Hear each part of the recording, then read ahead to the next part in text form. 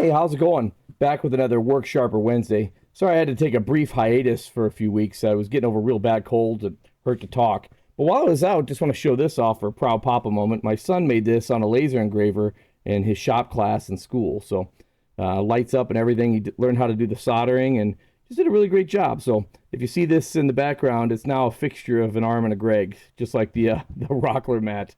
So what do we got for you this week? Well, we have the Work Sharp knife and tool sharpener. This is a fantastic tool. It is electric, so it does plug in. But it comes with a couple different sharpening guides. This one here, it just comes right off. This one is for 50-degree knives, 65-degree scissors, serrated knives. And it also comes with this 40-degree guide for putting 20-degree knives or 20-degree bevels on your knives. And this is what I normally sharpen most of my knives to. I do use it to sharpen scissors, and you can also use it without a guide to sharpen all kinds of stuff, and I'll show you that as well. Knife we're going to be sharpening today is this SOG. Don't know anything about it other than I was out camping with a buddy of mine, Josh from Launch Kit Marketing, and we found this knife in a wood pile. So we were out kind of in the middle of nowhere and been sitting in the toolbox for a few years, and it's never been sharpened. So let's see what we got. Let's get this thing plugged in. All right, so this is a belt sharpening system. There's a couple different kinds of belts. You can get leather strap belts, but this is the coarsest. This is an 80 grit belt. And the way you put belts on is you just push down and twist, and then the belt just slides right off.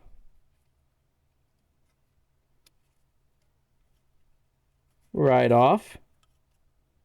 And we'll put this 80-degree belt on. It's as simple as just feeding it into the guides. There you go. And you can adjust tension here and right or left, you can adjust tracking. I mean, even if you put it slightly off center, once you turn it on, it goes right on the crown. So, fantastic. And the button has a continuous mode here and an intermittent mode. Where you press it, it goes, you release it, and it stops. So let's throw on that 20-degree guide here. We'll throw that on, and it's real simple. You're just going to press the trigger, and you're just going to run the knife just right along the guide edge, just like that, and just pull it along the blade, and then usually stop when it gets there. One of the dangers with using this powered sharpening system, especially with a higher grit belt, is if you don't stop the belt, you'll round the tip of your knife. So that's just one thing to be aware of. But I've had this thing for probably 10 years. There is another version, the Mark II, which is 2-speed. This is only a single speed. And there's also the Ken Onion edition, which has a wider belt. And they're both fantastic. I've used them in the store. But hey, if it ain't broke, don't fix it. So let's. I like to do an even number of passes each way. And you pull the knife through, and I'll show you what that looks like.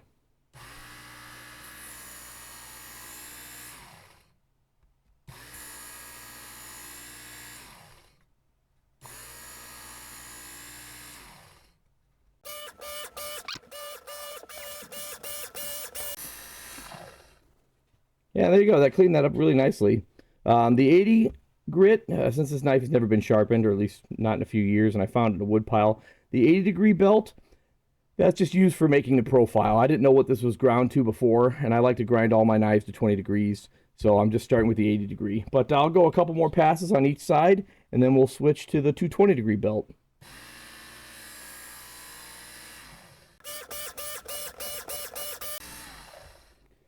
There we go. That's with the 80-degree belt. And it's got a real nice bevel on it. You can feel a little bit of a burr on there, but it's definitely getting sharp. One thing to note is it's not harming the finish on this blade. So this is pretty safe to use for even coated blades. You know, again, powered sharpeners, I don't use powered sharpeners a whole lot on my knives. I usually, where this really excels is, say, getting ready for Thanksgiving, and you have a bunch of kitchen knives to sharpen. You can do a whole drawer full of kitchen knives in just a few minutes.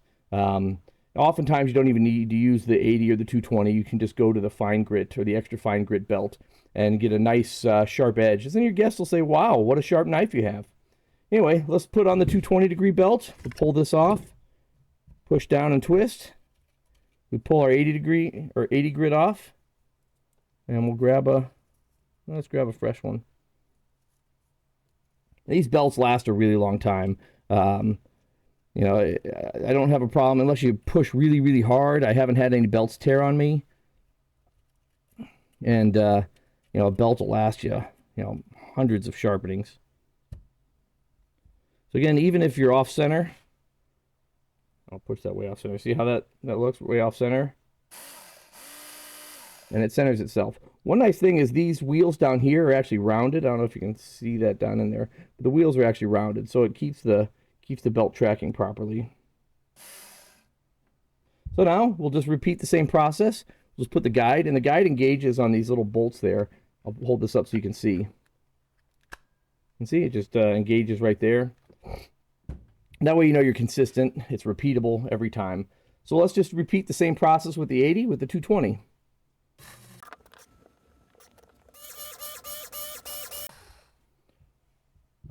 All right, just like that, we're done with the 220. And again, if you already have a nice sharpener on your knives, you won't need to use the 80 or the 220. And the next thing, we'll just use the fine grit belt. And just as before, we'll just place it on. Here, while you're looking, you can kind of see that wheel. It's got a bit of a radius to it. And same with the rear wheel. You can't really see it, but you have to trust me on that one. There we go. Now we're all set up with the fine grit, and we'll repeat the process.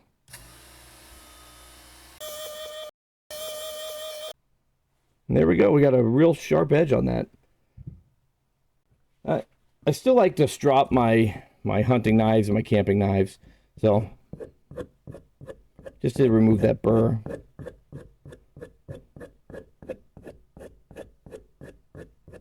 This is not my normal strop. I just happen to have it handy.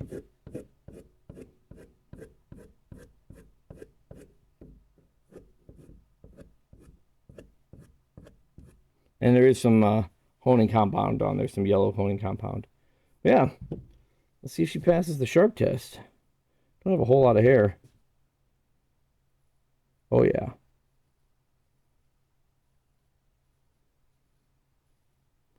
Yeah, so there you go. What, that took maybe, well, I can look at the video, that took about 4 minutes. And again, most of the time you won't even have to go to the 220 or the 80-degree belt. Now this is the OG. There is a Mark II and a Ken Onion. And you can buy all kinds of extra belts. You can even buy a stropping belt for this and a super fine belt. It's they have lots of options. There's aftermarket belts. I think some of these are Norton belts, and some actually came with it. I'll post a link to all this stuff if you're interested. You can check it out below.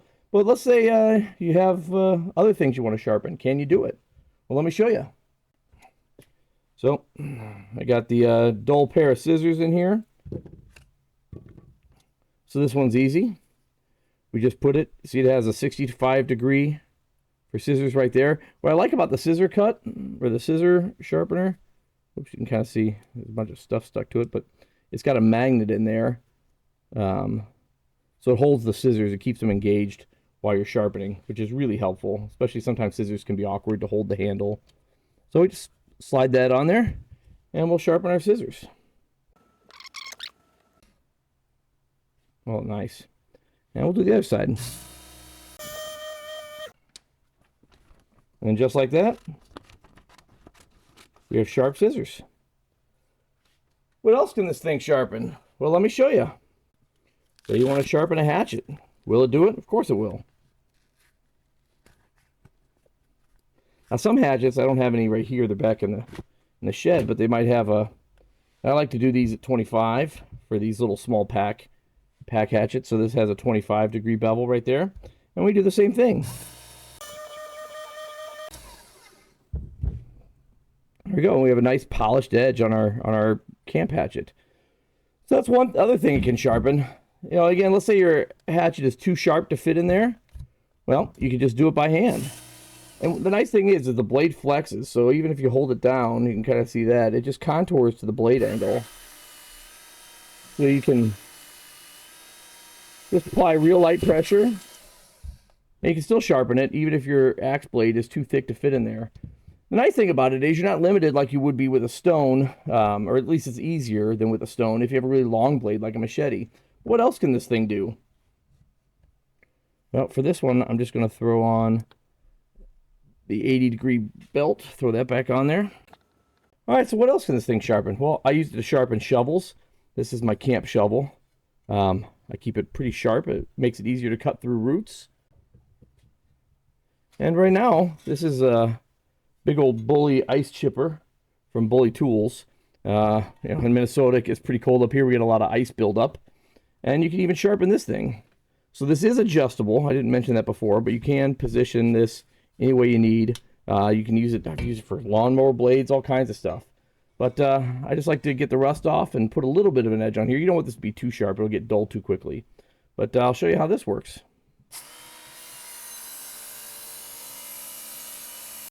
And just like that, we got all the rust off, and we're starting to make an edge back on this tool. And again, it doesn't matter what this angle is. This thing will contour directly to it. So let's do the other side.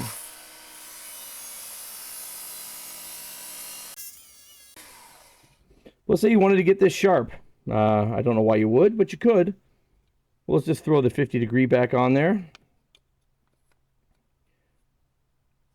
The nice thing about this is you can keep the what you're sharpening stationary and just move this along.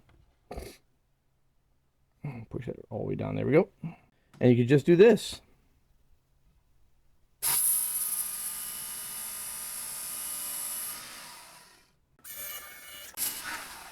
Again, I don't want this at a 25-degree bevel, but that just shows you that you can bring the sharpener to the tool.